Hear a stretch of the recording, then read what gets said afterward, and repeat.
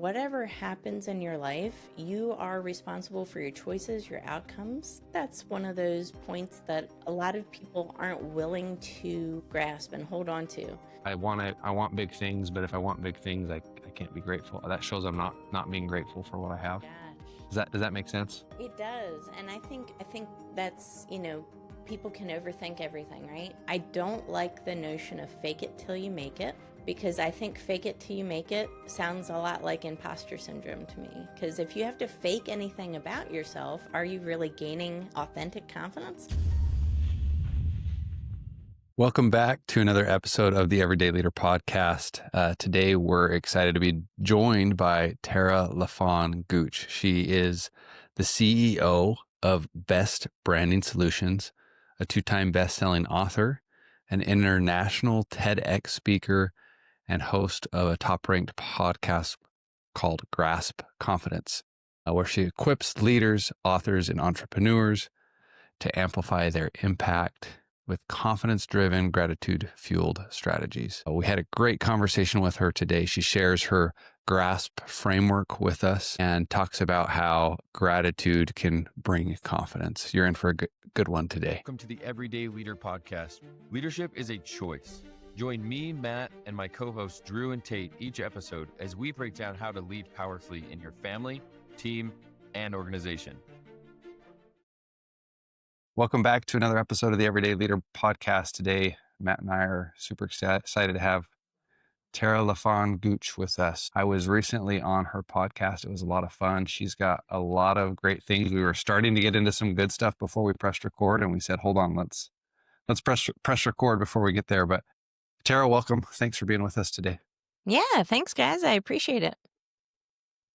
So we'll talk a little bit about what you're known for in a second. But first, want to dive into what our show is all about. And one of our favorite questions to ask everybody who comes on the show is, in a world where this could mean a million different things, how do you define leadership, and what is leadership to you? Leadership, the simplest definition and this is something that I teach my daughter, she's 9, it's leaving anything better than the way you found it. Doesn't matter what it is. So if you're walking across the parking lot and you see trash on the ground, pick it up, leave that area better than you found it. If it's a human being that you're interacting with, maybe they're coming to you and they're not having a great day, something's happening in their life, can you leave them better than how you found them, right? A business, same way. A process, same way. So leadership to me is every single touch point that we have, leaving that better than the way we found it and elevating and increasing everything we touch. That's awesome. I don't think we've ever had someone give a definition like that before, Matt. That's great. Yeah, that's so good. I love it. It made me think back to my Boy Scout days and being told to leave the campground better than I found it. It's so simple, though, and it applies to everything in life. And I think when you have that mindset of leave it better than you found it, all of a sudden your blinders kind of get dissolved and you start seeing more of things. You start seeing more of people. You start seeing the humanity of people as well. It makes you a better leader, a better friend, a better husband, wife, mentor, coach, whatever. And all of a sudden people start coming to you because you're the solver, you're the problem solver, you're the one that sees them. And that's so powerful, because I do believe that, I say this a lot, some people have never had a champion. They've never had somebody to tell them, hey, Drew, Matt, I believe in you, and look them in their eyes and tell them that. And if you're the one to do that, you're going to be remembered as somebody who is a loving, caring, giving person. And at the end of all of our lives, I think that's the goal. Is it's not about necessarily how many figures are in our bank account. It's about the lives we touch and impact. Yeah, that's awesome. I'm so glad that you just mentioned champion people. What would you say holds you back the most, or people that you've worked with the most from? Because I was just even thinking as you're talking, there's sometimes when it occurs to me to champion someone and then I don't. I mean, Mm. I think there's a lot less now than it used to be. And what have you seen? Like, what holds us back? I think it's sometimes fear. I think fear dictates a lot of our next move, regardless of what it is. Maybe we're afraid of, like, is it the right time to say something? Does this person need it? Am I going to say the wrong thing? Right? And we tend to overthink ourselves and overanalyze. And honestly, there's never a bad time to say something kind. There's never a bad time to champion someone. There's never a bad time to elevate someone. And I feel like, with this age of social media, we see a lot of like high powered influencers, and everybody is so eager, so keen to support them. I love your content, Alex Hermosi, right? Guess what? Alex Hermosi doesn't need more champions. He already Yep. has a lot. But the person that does is somebody who's starting their business, who can't get their mom to buy from them, right? Like, that's the person that needs a champion, the person that's starting out. And it's in the beginning, especially in entrepreneurship, there's a lot of building in the dark. There's a lot of doing hard work when nobody's watching, nobody's clapping. And, people are telling you you're crazy. They're telling you all the stats. They're saying 90% of businesses fail. They're saying all of these things. And it can lead to a lot of like lack of confidence with that person. So I feel like there's never a bad time to lift somebody up. I feel like most people are struggling on some kind of a base level with something in life, and that's okay to admit, right? So I think it's always a good time. Start today. Start small. Start today. Awesome. Well, Tara, for our listener who may not know much about you, tell us a little bit about who Tara is. Sure. So I'm the CEO of Best Branding Solutions. We are a branding and marketing agency that specializes in helping thought leaders, think speakers, authors, entrepreneurs become global leaders, like think TEDx, TV appearances, PR, and podcasts. So that's what I do professionally. I also have a personal brand. So I write books. I have my own podcast as well. And TEDx Talks, that's, something I specialize in as well. If you were to say, like, who am I at my core? What do I really truly believe in? I believe in that confidence is the foundation of all success in life. So I'm really passionate about confidence. Again, that uplifting of other people. And really, if we think about leadership, doesn't it always start with self? Right? We can't lead a team of many before we lead a team of one. So it's that self-belief, it's that internal confidence that we need to develop as leaders before we can then lead others. Yeah, that's awesome. So I'm excited to talk about confidence today. And before we do, you mentioned that confidence is the foundation for all success in life. Can you define for our listener how you think about or understand success? And then let's talk about how confidence is the foundation to that. Yeah, I think success is, we think of it as very one dimensional. We think of it as a Lamborghini parked in our 5-car garage. That's a type of success. And success looks different for everyone. So, again, I think in this age of social media, we tend to see one-dimensional version of success. But, as Drew and I talked about on our podcast together, it's also family, it's also faith, it's also health, right? Because if you don't have one of those aspects, it'll leave you feeling empty somewhere. So if you have a lot of outward success, but you don't have faith, you're going to feel a lack of fulfillment.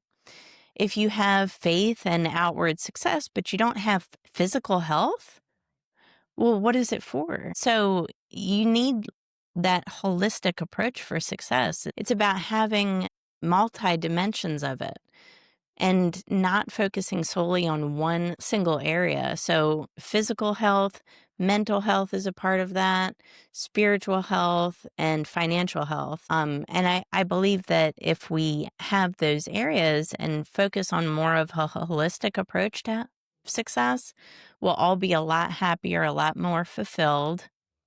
And that's when we get to the sustainable success in life, right? Because listen, there's a lot of lottery winners. There's a lot of people that have massive windfalls of money. And the statistics are there. It's insane to me that a majority of people that win the lottery actually lose it all or in a worse financial position in 5 years.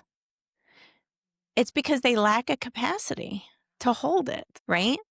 So I think that's just as important as gaining success. We have to have a capacity. In order to have a capacity, we have to have self-belief. In order to have a capacity, we have to have self-leadership. We have to have a relationship with a higher power. We have to have health. We have to have different things. So confidence is the foundation of all success because it starts with a belief system. If you don't believe you are deserving of success, you will lose it as quickly as you found it. Yeah, or avoid it at all costs altogether. Exactly. Or a weird combination of both, right? Yeah. Oh, Yeah. so good, Tara. That was really good. So how maybe if we have a listener who's I have no confidence, where do I start? What can I do to start feeling more confident? Yeah, and that's why I developed my GRASP method because I was once that person. I was really struggling with confidence, and it was, a lifelong struggle, I would say, of just low self-esteem in general. I was the quiet kid. I was the shy kid. I was the kid that if the teacher called on them in class, I just couldn't handle it. I just couldn't do it. So it started for me as in really developing a relationship with gratitude, believe it or not. And, maybe that sounds counterintuitive, but for me, it was about appreciating that whole journey of where I have come from. So the adversities that shaped me that I once didn't want any part of, right? It was the challenges that I had overcome. It was that whole journey and appreciating the past for what it was. And if it wasn't for the past, would I be this same person now? Would I be able to have this conversation? No. Would I be able to help people on the level? No. So gratitude really helped me because it gave me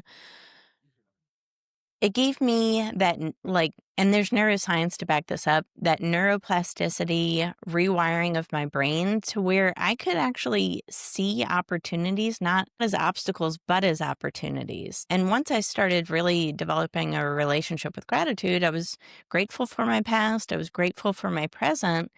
And then I started being grateful for a future that was yet to become, that I couldn't see yet, but I was grateful for it as if it was already mine. That's something that I think is really powerful as well, because if you can see something with such clarity that you're already grateful for it before you see it with your physical eyes, it's going to come to you that much quicker and you're going to be able to see that reality. So confidence is the foundation of all success in life, but gratitude is the foundation of confidence. So I feel gratitude is that very first step. And I say that because there was my favorite book of all time. It's called The Science of Getting Rich. It was published in 1910 by Wallace D. Wattles. Chapter 7 is gratitude. But when I read that book, it was as if I was hearing gratitude for the very first time in my life. And it resonated on like a cellular level. But I realized after I finished the book, and I've read it on audiobook 74 times, that gratitude is not chapter 7, it's actually chapter 1, because when I tried it and applied it in my life, that's when my life truly began to change, and that's when success went to a different trajectory. Yeah. That's awesome. What can you explain more of like what that looked like for you? I think that sometimes we hear a principle like gratitude that's fairly common, fairly talked about. I mean, we're about to have Thanksgiving, right? It's everyone's like, be grateful and be thankful. Yeah. What did that look like for you, and what have you seen it look like for other people? I mean, I'm just thinking of sometimes someone might be wondering like, what is this a prayer? Is this write down a list? Is this say it out loud 100 times? Is this reflect every day? Is this journaling? Like, what did that look like for you to like really grasp and experience gratitude in a deeper way? Yeah, it didn't start off as necessarily a spiritual practice, but I feel like it evolved into that because I do think of gratitude. It's more than just writing something down in a journal.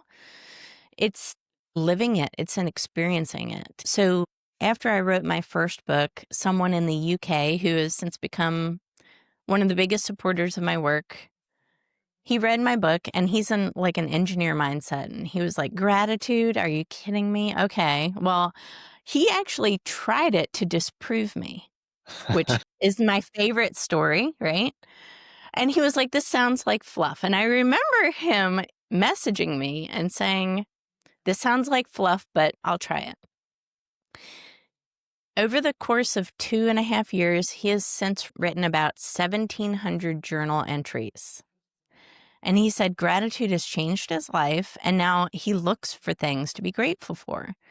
So it used to be something that was an afterthought, something like that. And now he writes every single thing down he keeps his journal like literally on his persons and writes down everything good that happens to him. Now, the cool thing about this is that he can look back at that journal at any point in time and re-experience gratitude.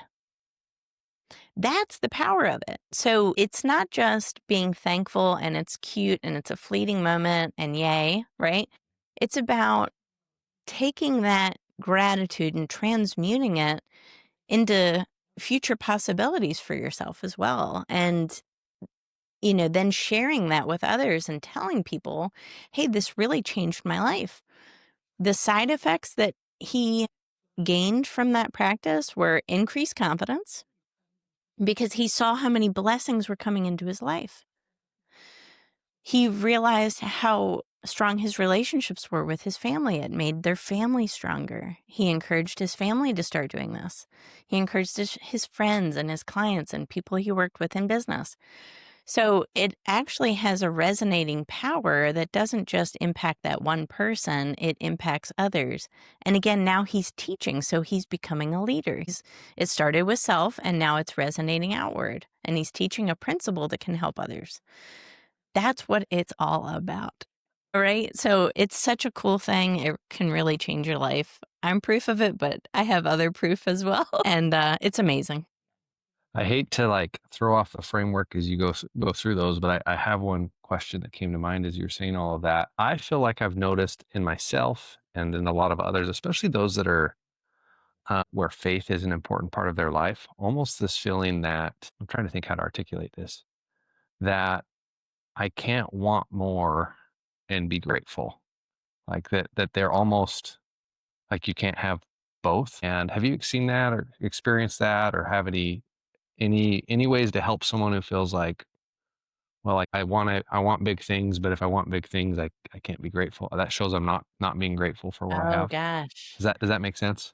It does. And I think that's, people can overthink everything, right? But I would say to that person, you can absolutely be grateful for everything that you have, and you can want the most out of life. I do believe that we're called for excellence.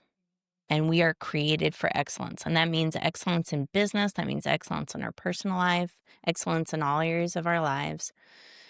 We're not called to sit around. We're not called to have idle hands. We're called to create. We're called to build. So I think that yearning of wanting something more, that desire, is a healthy, good thing, because that means that you were created for something bigger, right, than what you're experiencing right now in your current form, current self, whatever. So all of that is a good thing. That shows that there's internal expansion possibilities within you. And it's harnessing that now and keeping that instead of on that plane of need or want. It's not about needing or wanting.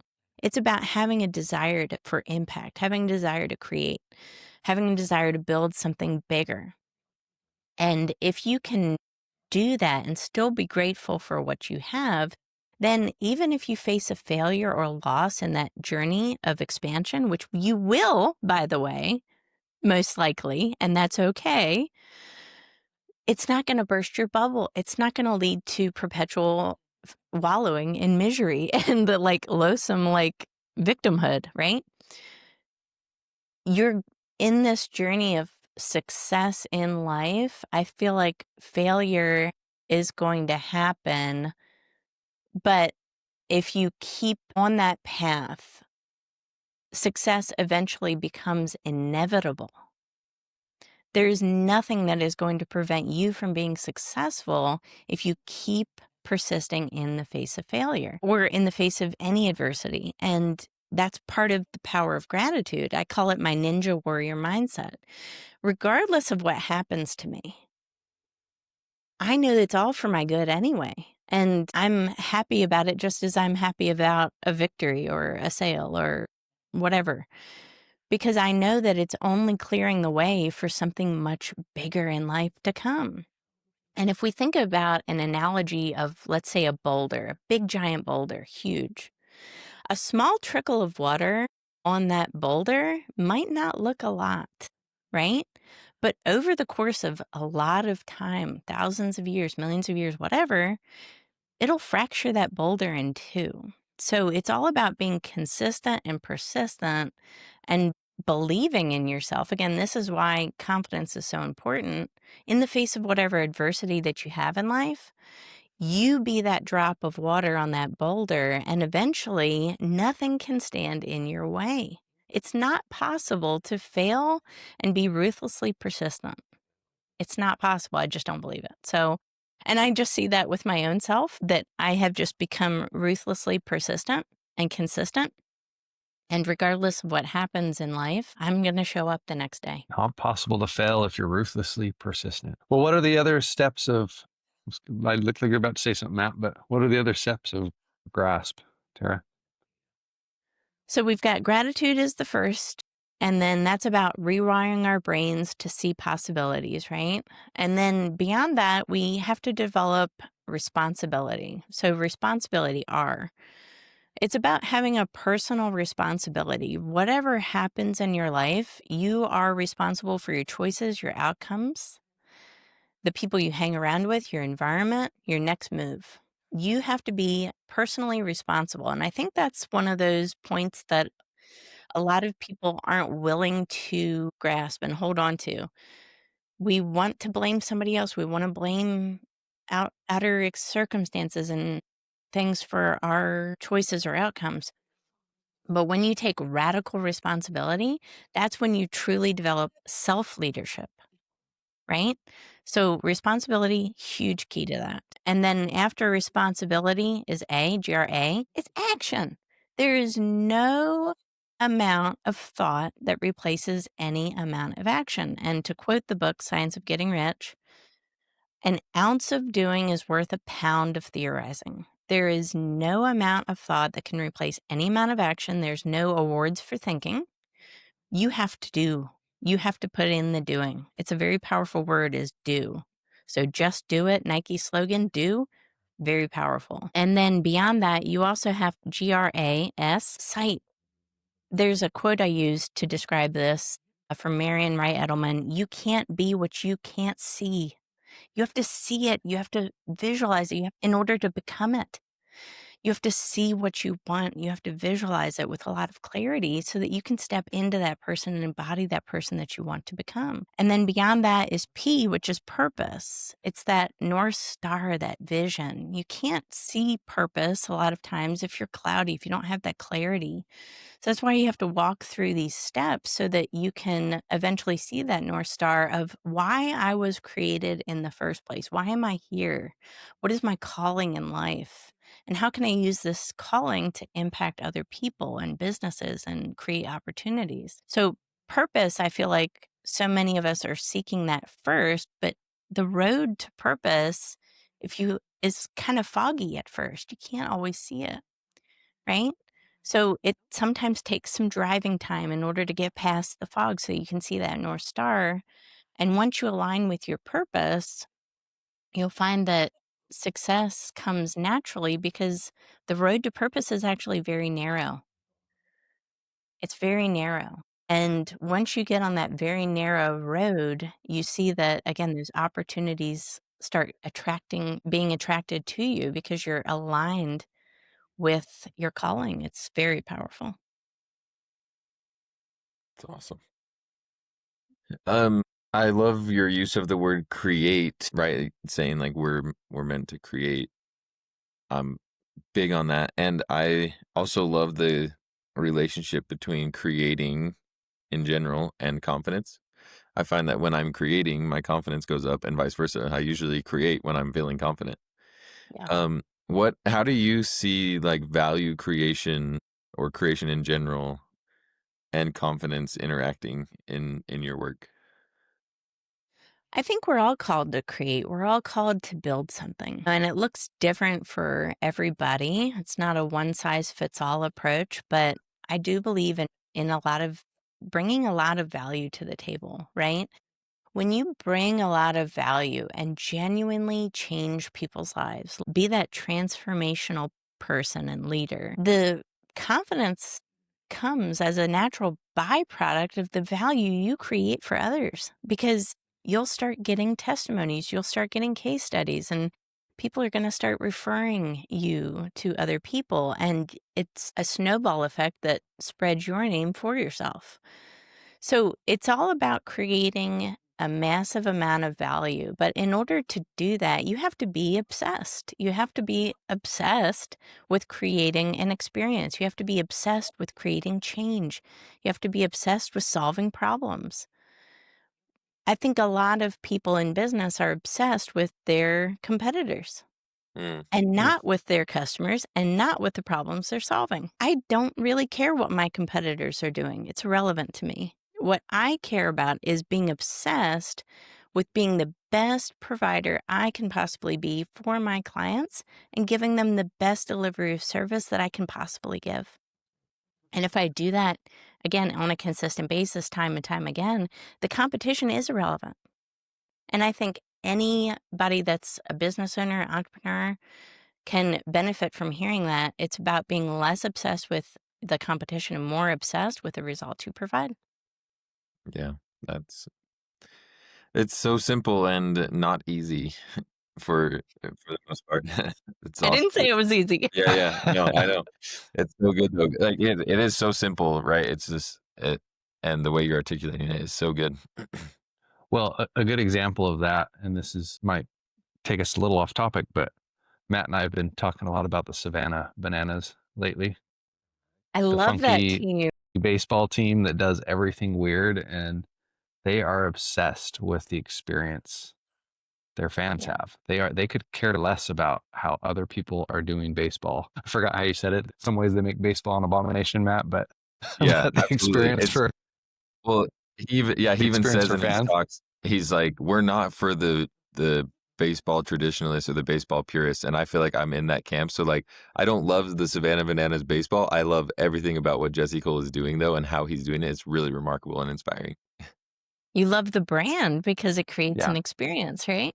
Well, and just like their commitment to their fans at Yeah. all, Yeah. like really inspiring. It's just become so simple, like I was saying, to be like, well, how do I just become obsessed with delivering value to the people that I'm serving? And everything else kind of like takes care of itself. Instead of what's everybody else charging for hot dogs or what's Yeah. everybody else charging for parking tickets? It's like, no, all you can eat. Like just this ultimate amazing fan experience. So I Yeah. have a Savannah Bananas t-shirt, guys. do you? Yeah. I love it. It's awesome. Yeah. If you're listening to this, go look up Jesse Cole's 5 E's to creating raving fans. It's really inspiring. Love it.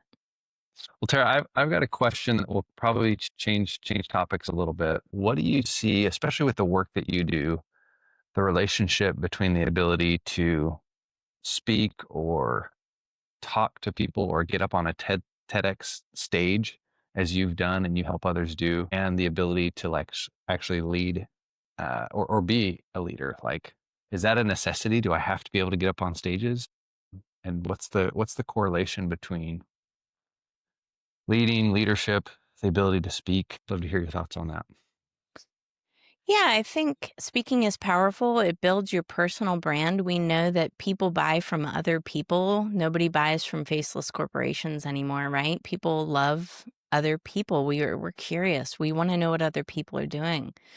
And I think in the age of AI, when we are questioning what's real, right? Because it's getting pretty darn hard to tell what's real and what's not. If you can be the real one, you can be the authentic one, you share your personal story, your human story, your sacrifices, your failures, that's going to be more relatable than ever before. And I feel like, in podcasting and speaking on stage, the reason why it's so powerful as well is it's one to many. It's not one to one. So you can reach a much larger audience. A much larger audience has the opportunity to be nurtured by you and learn something from you. And what I have found is that my TEDx talk has become a part of my customer journey. So if people find me online or people are referred or some kind of way or see posts on social media, whatever, they tend to watch my TEDx talk because it's Google searchable. So they look you up online, right, before they ever decide to do business with you. So they see the TEDx talk, they see that I'm a relatable person, they hear my story and my vulnerability, and then decide, you know what, I like this person or I don't like this person. And either way, it's fine. You have to be a little brave about it and courageous about it because you're not going to be everybody's provider and not everybody is your customer. And that's a good thing. You want to put this type of content out there so that you can filter out the ones that aren't for you and filter in the ones that are meant for you. And I believe that being authentic, being confident about your message, sharing your story, your vulnerabilities, all of these things are going to be increasingly more valuable and more important as it gets harder and harder to tell what's real anymore. So I would say if anybody out there that's listening that's a little bit of afraid, maybe, I would say there's no better time than now. Get started today, start planting those seeds, tell people why you and not somebody else.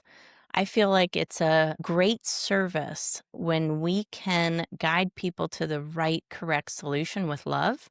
There is nothing more powerful than that. So if you believe that your business is the right solution or your product or service, you're doing yourself a disservice and that other person a disservice by not talking about it. It's so key, so crucial. So that would be my suggestion for anybody who's listening. That's awesome. So good. Any like final thoughts, Tara, on just like if someone's listening and they're like, well, this all sounds really good and I don't have any confidence. And maybe we already know the answer. Maybe it's start with gratitude. What would you say to them? Yeah. I just recently interviewed somebody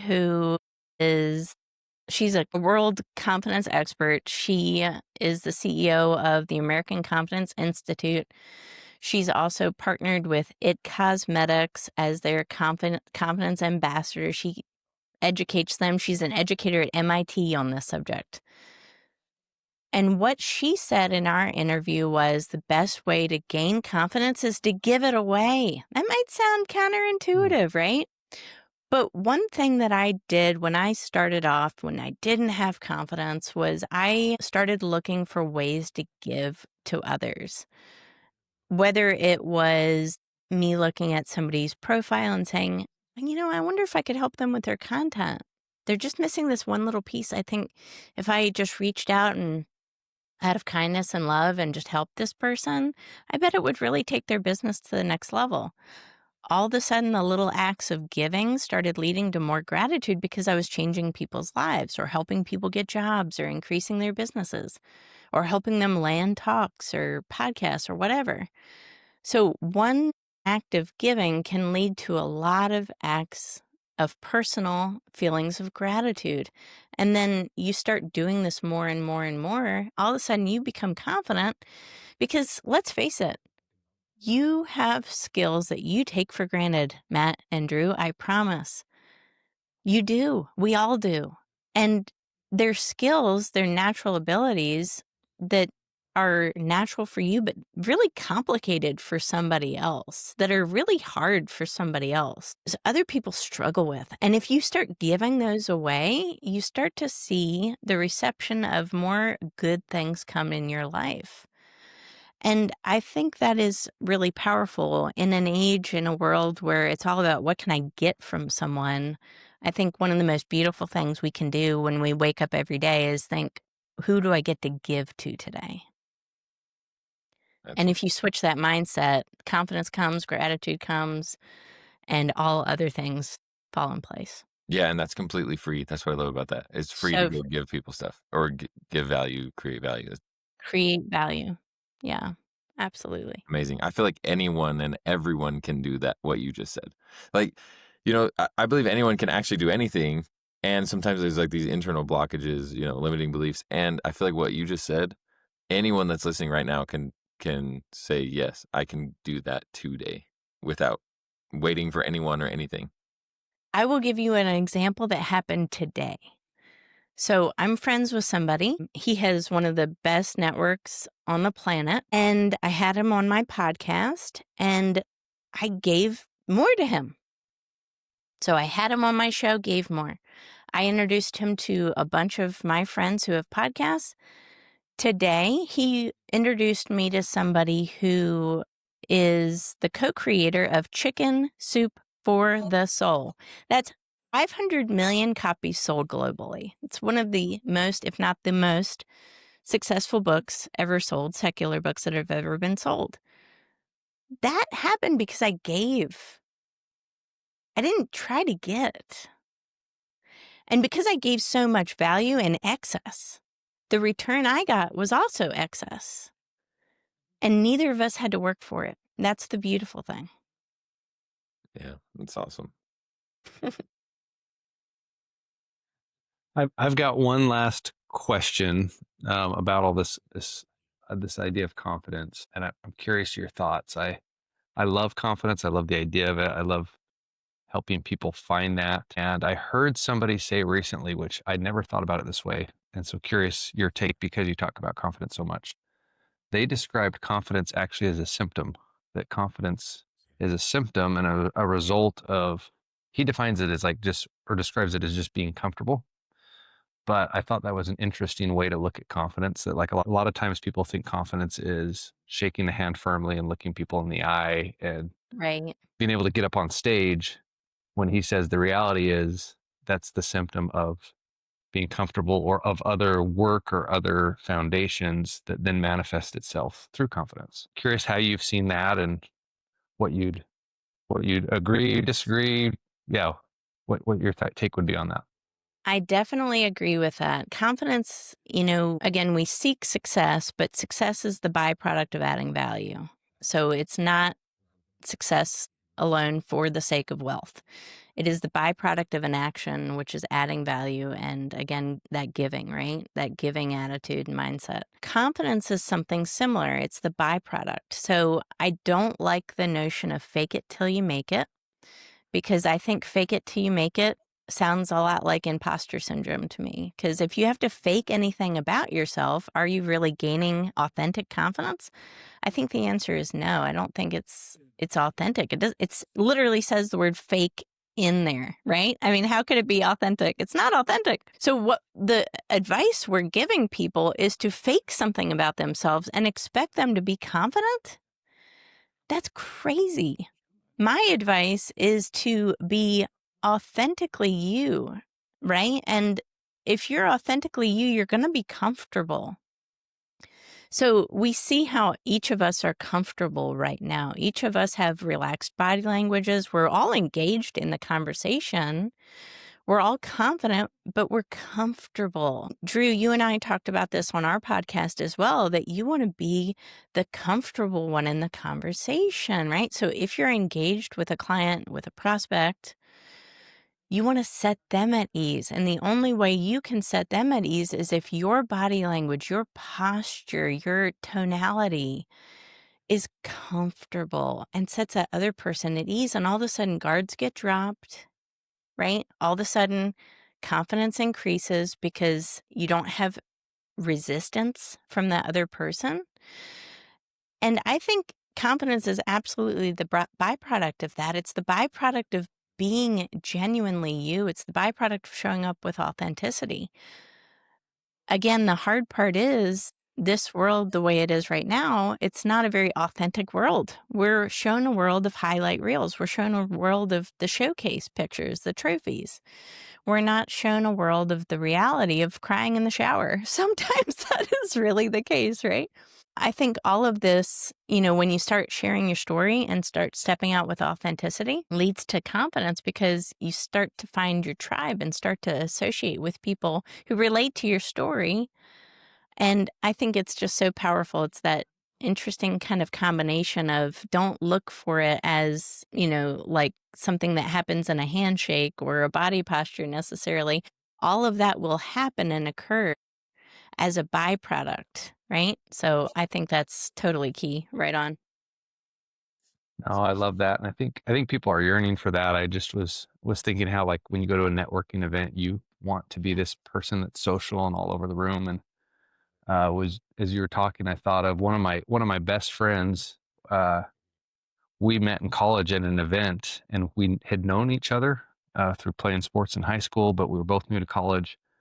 And he walked up to me because I was one of the few people we recognized and said something like, "Man, I don't know anyone here. I'm kind of nervous," like, and said that to me, and I was feeling the exact same thing, and like we've become best friends ever since. And I think some would tell you that, oh well, you should come in and never tell people you're nervous, but that authenticity, that being comfortable enough to say, hey, I'm actually even nervous, like created an amazing relationship for us. So love that, That's love right. those insights. It's awesome. Tara, this has been great. Thanks so much. I feel like you've really given and blessed our audience today. So thank you. Thank you for having me, guys. I appreciate it. Tara, where can people find you? Where's the best place? Yeah. As far as social media goes, I'm on LinkedIn a lot. I'm on pretty much every platform at Tara LaFon Gooch. You can visit my website, taralafongooch.com, or my company's website, bestbranding.solutions. Awesome. Awesome. We'll make sure to put that in the show notes. And thanks again for joining us today, Tara, and to our listener. Today's the day. Thanks for joining us on the Everyday Leader podcast. If you're ready to take your leadership journey even further, subscribe to our weekly newsletter for more insights and practical tips. And don't forget to connect with us on Instagram to stay a part of our growing community. Just follow the links in the show notes. If this episode impacted you, please help us spread the word and share the link with a friend from wherever you're listening.